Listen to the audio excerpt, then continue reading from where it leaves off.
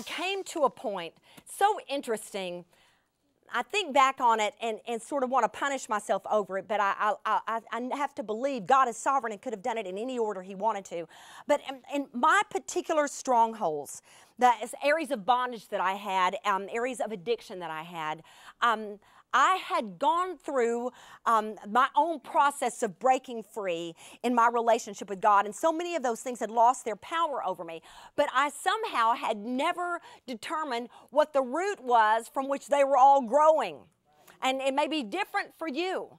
But God taught me right before I'm about to do the defeated thing, and I just want you to, all of you go with me there for a minute because we've all been there. So I want you to picture like you're on the edge of it, you're about to make a decision, and you can feel yourself going left. I mean, you are about to make that defeated decision once again.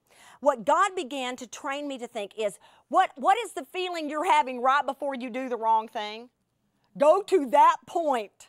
Go to that point. What is it that is happening in that moment before you do that habitual, destructive thing? Is anybody go in there with me?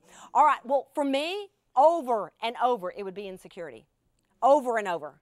And for some reason, something would just kind of bubble up in me, and I would feel insecure about something, and somehow uncertain and unsure and full of self-doubt and self-loathing, and boom, I would do that thing.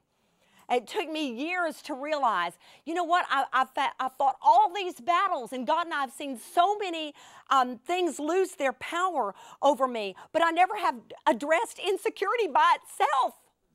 And I realized, and that's when I wrote the book, So Long Insecurity, and I'm not trying to get you to buy a book. I want you to just hear me for a second. I realized that what I had done is that I had failed to pick out the big one that seemed to drive everything else.